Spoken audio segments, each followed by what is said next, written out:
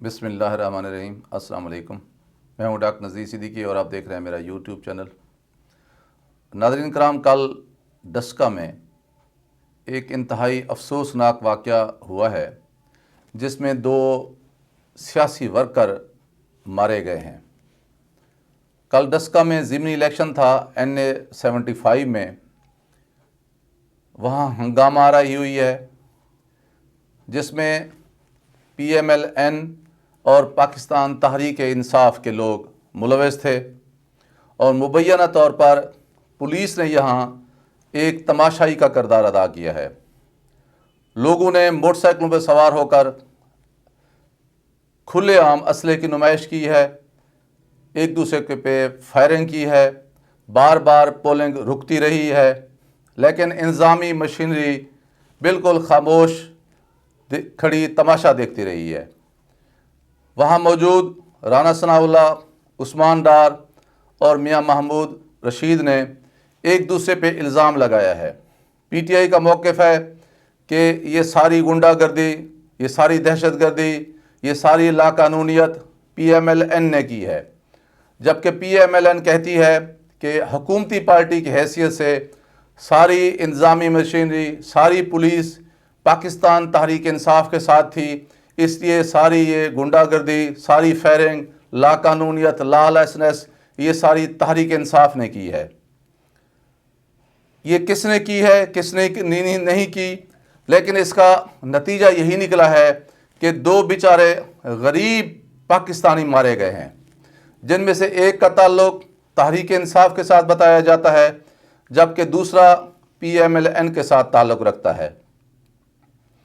नाज़रीन कराम, आप अक्सर व बेशतर रोज़ाना सुनते भी होंगे, अखबारात में पढ़ते भी होंगे और मीडिया पर भी देखते होंगे कि इस तरह के वाक़यात में कभी भी VIPs या इशराफिया या जो मुक़्तदर लोग होते हैं वो कभी भी नहीं मरते, उन्हें कभी भी कोई चोट नहीं आती, वो हमेशा महफूज रहते हैं।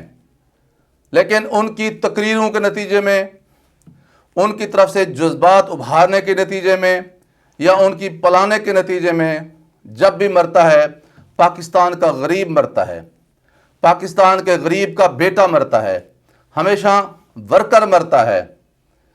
ये जो वर्कर होते हैं ये भी एक अजीब मखलूक है जो दिल और दिमाग से अपनी पार्टी के साथ, अपनी क़यादत के साथ, अपने नज़रिए के साथ इंतहाई कमिटेड लोग होते हैं। ये पैदल भाग रहे होते हैं, अपने लीडर की गाड़ी के इर्द गिर्द झूमर डाल रहे होते हैं, नकारे की चोट पर झूमर डाल रहे होते हैं, झंडे लहरा रहे होते हैं, बिजली पे खंभों पे चढ़ के ये पैनाफ्लेक्स बैनर झंडे लगा रहे होते हैं। इन्हें अपनी जान की कोई परवाह नहीं होती। ये कुर्सियां उठा के पिंडाल बना रहे होते हैं, स्टेज सजा रहे होते हैं और फिर मेहमानों को बिठा रहे होते हैं। अलगर्ज ये वर्कर ही होते हैं जो हर तरह से इन लीडरों की खुशामद भी करते हैं, इनकी खिदमत भी करते हैं, इनकी कामयाबी का रास्ता भी हमवार करते हैं और बदकिस्मती से हमेशा नुकसान भी उठाते हैं और कभी कभी कल की तरह इनकी जान भी चली जाती है। लेकिन आपने कहीं भी नहीं देखा होगा कि इन बड़े लोगों के कोई अजीज़ या रिश्तेदार या ये ख़ुद या इनकी औलादें इस तरह के सानेहात से गुजरी हूँ। हमेशा गरीब आदमी ही ये परेशान भुगतता है। और फिर जब ऐसे वाक़यात होते हैं कि लोग या वर्कर मारे जाते हैं तो फिर FIRs भी इन गरीबों के ख़िलाफ़ ही कटती हैं और फिर ये कई साल तक बेगुनाह लोग जेलों में पड़े सड़ते रहते हैं या फिर पेशा भुगतते रहते हैं। फिर इनकी फैमिलीज़ का कोई पुरसान हाल भी नहीं होता।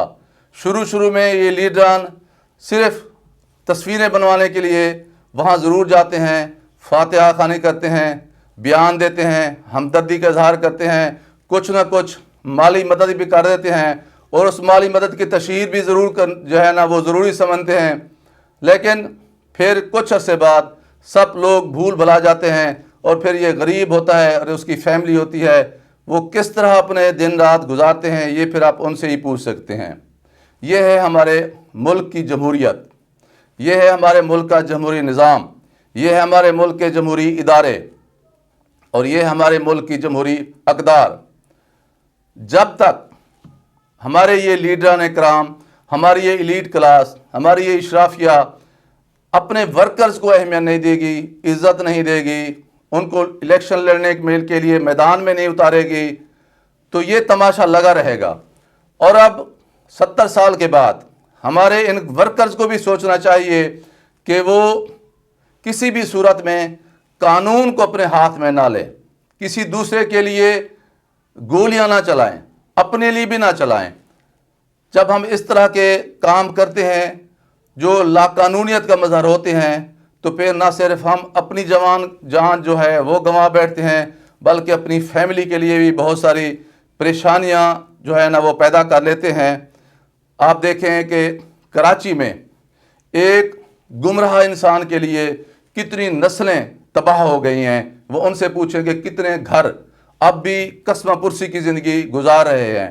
اور یہی صورتحال ہماری جو قومی سیاسی جماعتیں ہیں، انہی کی وجہ سے بہت ساری فیملیز کو آج بھی درپیش ہیں کہ ہم اپنے دماغ میں کوئی ایک بت بٹھا لیتے ہیں، کوئی ایک لیڈر، اس کی شبیہ اپنے دل و دماغ میں رچا بسا کر اس کو براجمان کر دیتے ہیں، پھر خیالی پلاؤ بناتے ہیں، اس کے دکھائے ہوئے خواب کی تعبیر کے لیے اپنی جوانیاں لٹا دیتے ہیں، اپنے وسائل لٹا دیتے ہیں، اپنی توانائیاں خرچ کرتے ہیں، لیکن ورکرز کو کبھی بھی نہ تو احترام ملتا ہے، نہ اس کو نوکری ملتی ہے، نہ اس کو کبھی الیکشن لڑنے میں آگے آنے کا موقع ملتا ہے، نہ ہی کبھی تعمیر وطن میں اسے اپنی قسمت آزمانے کا موقع ملتا ہے۔